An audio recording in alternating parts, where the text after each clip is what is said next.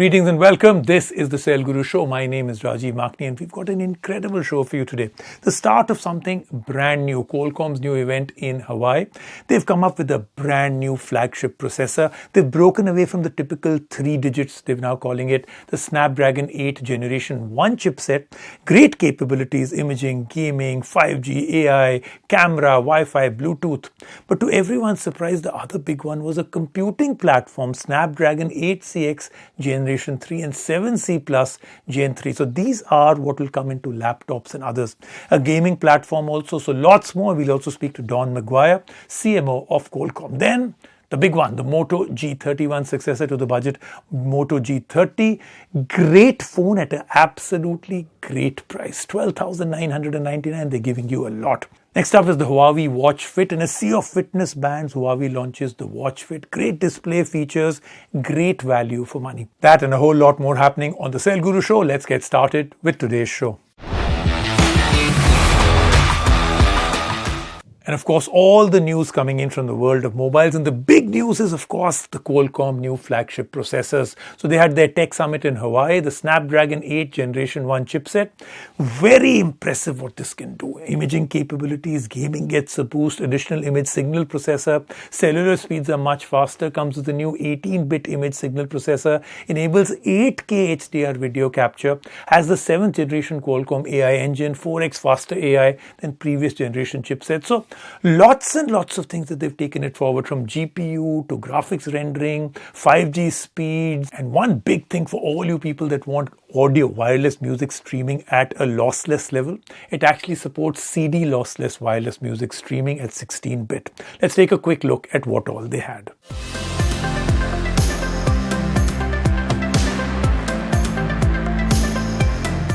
Just when you thought your smartphone was fast enough, Qualcomm is here to push the envelope of performance and features just a bit further with its new range of chipsets. Yes, keeping up with its early cadence of chipset releases, there's a new scorcher on the block. At its annual Snapdragon Summit in Hawaii, Qualcomm has finally announced its next generation flagship chipset ahead of 2022 season of smartphone releases. Here are the 6 biggest features you can expect to see on your 2022 Qualcomm-powered flagship. First up, it's got a brand new name. 8 flagship releases and 18 models later, Qualcomm is taking a departure from the 800 series naming scheme for its processors. The new chipset will now be called the Snapdragon 8 Gen 1, indicating that it is the first in the next generation lineup of top-end chipsets. So what makes it a next generation chipset? To start with, the Snapdragon 8 Gen 1 gets a brand new ARM v9 core. The processor configuration now includes a Cortex X2 chipset clocked at 3 GHz, 3 Cortex A710 cores and 4 Cortex A510 cores. It's the first major upgrade to the efficiency cores since 2018's Snapdragon 845 chipsets, which means users should expect more power even while performing low-end tasks. Being a new generation core, it should also benefit from better battery efficiency. In fact, Qualcomm states that the chipset should have up to 30% power savings over the previous generation. Win-win here. Gaming too gets a boost with a supercharged GPU. Qualcomm is claiming up to a 30% boost in graphics performance over the Snapdragon 888, which means that your favorite games are about to look a lot better and run even smoother. That said, modern phones aren't just about gaming. Cameras and imaging are an equally important part. With the Snapdragon 8 Gen 1, Qualcomm is building in the tools for smartphone brands to take smartphone cameras to the next level. Be it the support for 8K video recording in HDR or the ability to shoot 240 12-megapixel shots in a second, or perhaps shooting from 3 36-megapixel cameras simultaneously. Expect a wide range of new features from your Snapdragon 8 Gen 1 powered flagship. Equally important is privacy. Qualcomm's new trust management engine will keep all your data secure, and phones built on the platform can even double up as car keys, digital wallets, and more. But Qualcomm is taking up a notch with a new feature that might not be so obvious at first glance. The Snapdragon 8 Gen 1 chipset brings an additional image signal processor to the always-on sensing hub. Using an always-on camera, the chipset can now detect if someone is looking at your screen from over your shoulder and can react to it by giving you a notification or shutting off the display. 5G networking fans too have something to look forward to. The chipset now supports even faster Wi-Fi 6E support, Bluetooth 5.0 and a fast X65 modem to give you even faster 5G speeds once you have a network that supports them, of course. Additionally, the inclusion of Snapdragon sound tech to the platform should come as music to the ears of true wireless audio fans. The technology promises lossless true wireless streaming, though you will have to buy compatible headphones as well. Now you won't have to wait too long since a long list of brands have already announced their support for the platform. In fact, Xiaomi claims that the Mi 12 might just be the first phone off the block running on the Snapdragon 8 Gen 1 platform. But that's not all. Phones might be key to Qualcomm's business, but the company wants a share of the PC business as well. And with the Snapdragon 8 CX Gen 3 chipset, Qualcomm is gunning for Apple's M1 processor. Designed for Windows on ARM computers, the new chipset is a whopping 85% faster than the previous generation in multi-threaded applications. Additionally, there's a 60% improvement in graphics. Of course, you get the latest connectivity options like Wi-Fi 6E, Bluetooth 5.1, as well as a choice of modems for all-day connectivity. Expect to see the chipset powering next-gen computers like the Surface Pro X. The true surprise of the show, however, was the Snapdragon G3X Gen 1, a new chipset family that is designed solely for gaming handhelds. The success of the Nintendo Switch has proven that there's a big enough market for portable gaming consoles, and it has inspired a series of budget-priced devices. With the G3X Gen 1, Qualcomm is targeting higher-end experiences. It's got the same processor as Qualcomm 8 series chipsets, though the company isn't talking specifics. Showing off a developer device built in collaboration with gaming company Razer, the Android-based handheld could be a perfect fit for hardcore games like PUBG, but also cloud streaming games from services like Microsoft's xCloud. Now let's talk to Don McGuire, SVP and CMO for Qualcomm, and find out a little bit more about how things are going. Don, thank you so much for joining us. Absolutely amazing what all you've announced. But first, I want to know a little bit about the change in name. I mean, we've always known Qualcomm platform with that 3-digit. Now you've changed that entire thing. Is there a reason for it? I would offer a slight correction to that. Snapdragon's the brand. Our numbering and naming architecture is different depending on the product line. It's the mobile platforms that have actually been the legacy platforms that have continued to use 3 digits. So there's a combination of 2 things. One is we did research with consumers in China, in India, as well as in other places around the world. And we discovered 2 things. One is beyond the first digit, nobody remembers the other 2. The single digit architecture was the simplest architecture in determining, helping them decide which platform or which smartphone to choose based on the platform. So those 2 factors, in combination with the fact that, as you know, our last platform was named the 888, we were running out of 3-digit numbers. And so at some point, which we've known for several years now, we were going to run out of numbers. And we're going to have to figure out what to do next. So Don, can you take us through some of the big changes in this new chipset and platform? We announced major improvements across the board, across our 4 experience pillars, which are really around camera, connectivity, gaming, and performance, and AI. And so they're not only generational improvements across those 4 pillars versus last year's Snapdragon 888 and the 888 Plus, but also versus the competition. So we're continuing to lead and maintain our leadership in camera.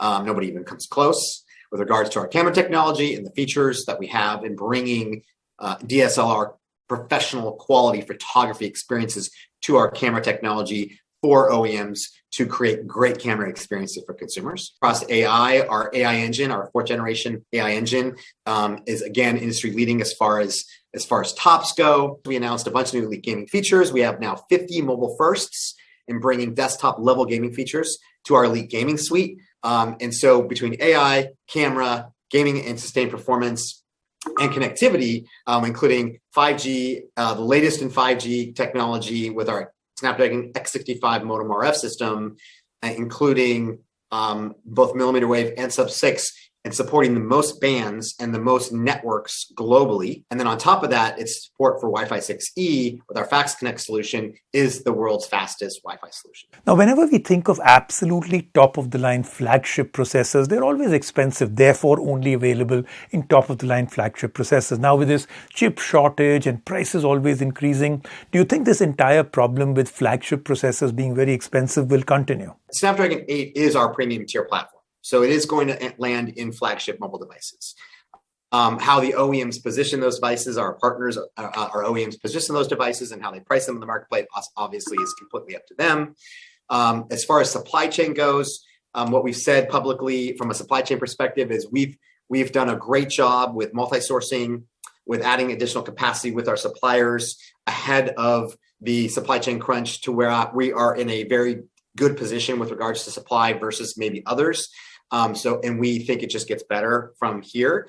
We've seen vast improvements in Q4 of the calendar Q4 of this year, especially with our mobile platforms, and we continue to see continued improvement into 2022. Don, there is this constant debate about how brands are now starting to do their own thing. Google has the Tensor, Apple has their own Bionic chip. So do you believe that this could be the future, that brands come up with their own thing? What do you think you have different from everything you've announced now, from say all the competing platforms that are coming out in the mobile space? We try to focus on what experiences matter to the end user. We start there and we work backwards. And if you look at what the use cases are for a smartphone or basic functionality like texting and messaging and things like that, or engaging with social media or web browsing, it's really about camera. It's about gaming, right? It's about performance and battery life. And it's about connectivity, because without connectivity, you couldn't do any of that. So we focus on the most important pillars of the experience wheel when it comes to delivering a smartphone platform. And I think, as you can see by what we announced yesterday, we continue to lead in all four of those areas. Thank you so much for speaking with us, Don, and we look forward to trying out everything that you've announced.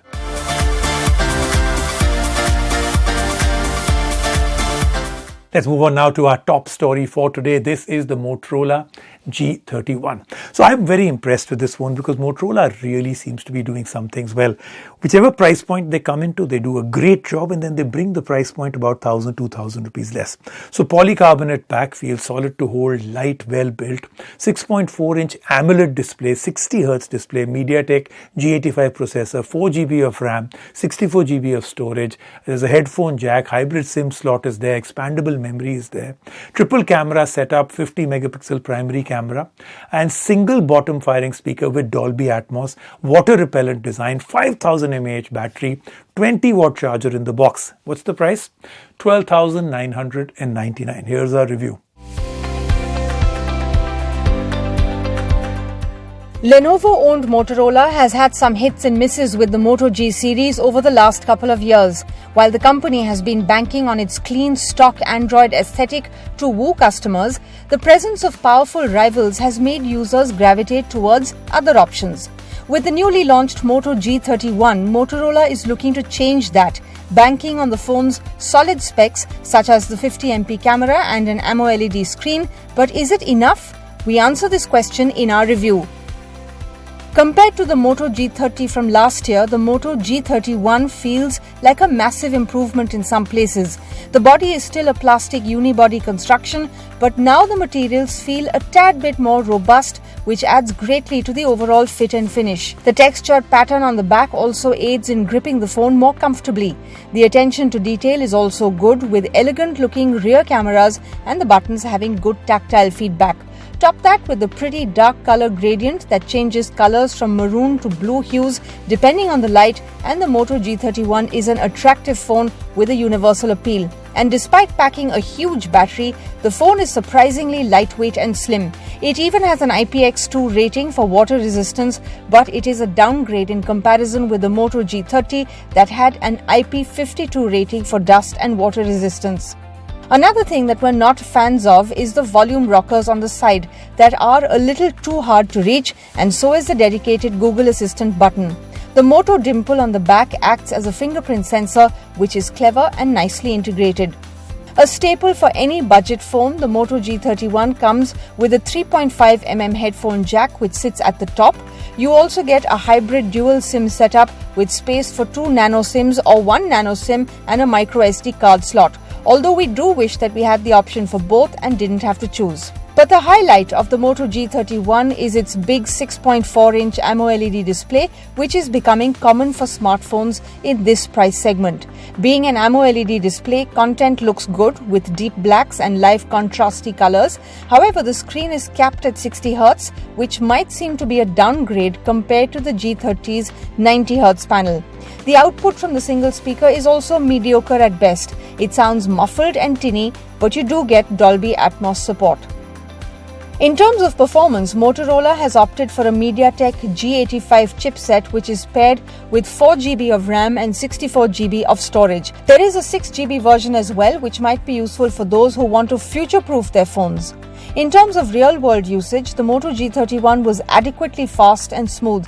The MediaTek G85 chipset is no slouch, but it's not very powerful either. While the general usage was smooth enough, we did notice some minor stutters while gaming and scrolling. Software is one of the strengths of the Moto G31. It comes with Android 11 installed out of the box, and despite offering an almost stock Android experience, Motorola has included several customization options without breaking the user experience. The Moto G31 comes with a triple camera setup with a 50MP primary camera, an 8MP wide-angle camera and a 2MP macro camera. Images from the primary sensor during daylight are clear and sharp, but the colors are a bit too saturated as per our liking, and the dynamic range is not the best.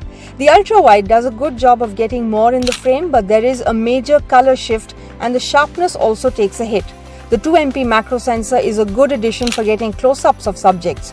On the front, you get a 13MP selfie camera, which does a good job of producing reasonable skin tones. The phone is powered by a 5000 mAh battery and supports 20 watt of fast charging. It lasted us an entire day easily with moderate gaming, streaming, messaging and calls. Priced at 12,999 rupees, the Moto G31 is a good option if you're looking for a budget smartphone without ads and bloatware. It adds a great AMOLED display and decent cameras, but also at the same time it cuts some corners such as the high refresh rate screen and IP rating that the previous Moto G30 had. Overall, it is a nice alternative for people considering the Redmi 9 Prime. Let's take a quick break right now. When we come back, lots more on the Cell Guru Show.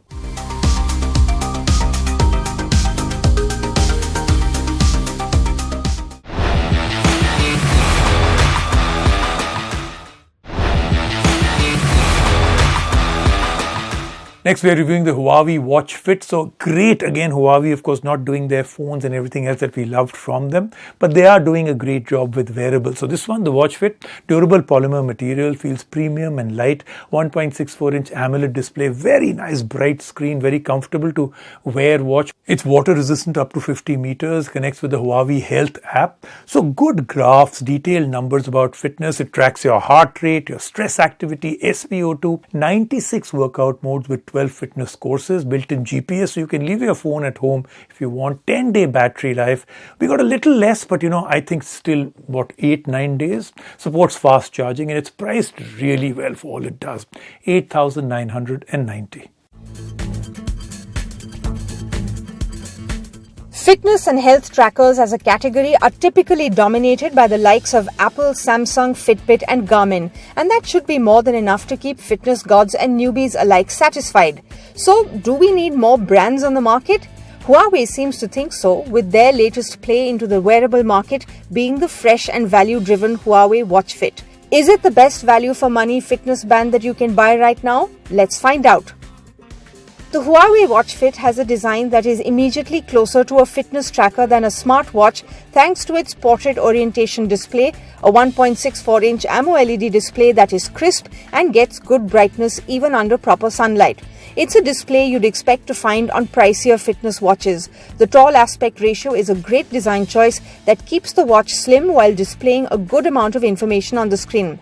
There's a lone flat button tapered on the right side of the watch, and the 2.5D curved glass covers the surface, giving the watch a polished premium look. The Huawei Watch Fit is slim at just 10.7 mm, and with a weight of 21 grams without the straps, you'll barely feel it on your wrist, making it super comfy for all-day wear. The Watch Fit is also 5 ATM water resistant, meaning it can survive a trip to the pool up to 50 meters. Coming to the software, if you've used a Huawei watch in the past, you'll feel right at home with the Watch Fit. The button on the side wakes the screen and you can swipe through to see your heart rate, stress activity, SpO2, weather info, music player and an activity dashboard. It has a fairly satisfying click quality too. Pressing the button brings up a list of apps like workouts, sleep tracking, breathing exercises, alarms, timers and so on. While on the home screen, you can swipe up from the bottom edge to bring up notifications. Swiping from the top brings up quick settings. Detailed activity data and settings tinkering can be done on the straightforward Huawei Health app. You can view your activity logs easily via the tile-based layout. Tapping on a tile brings up graphs and detailed numbers as well as general info about the respective fitness or health metric.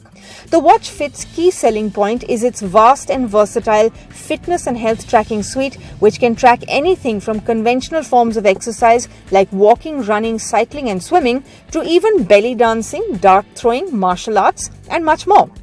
Aside from 96 workout modes on the Watch Fit, there are 12 fitness courses. The fitness courses include stretches, quick fat burning workouts, focused core exercises and more. Like the Watch GT series, the Watch Fit can monitor your sleep quality as well as blood oxygen levels, a feature that we haven't seen before on a fitness band at this price point. Another area where the Huawei Watch Fit does very well is the battery department. It's rated at up to 10 days before you need to charge it, which we found to be slightly generous from our testing, but you can still make it through a full week with a few workouts in before you need to recharge. Priced at 8,990 rupees, the Huawei Watch Fit is a feature-packed, affordable fitness watch that will appeal to anyone wanting to kickstart or maintain an active lifestyle, except serious athletes. Overall, if you want a fitness tracker with a bit more oomph than your average, the Huawei Watch Fit is a serious option. That then was the Cell Guru show for this week, but we've got lots coming up next week, including the Redmi Note 11T.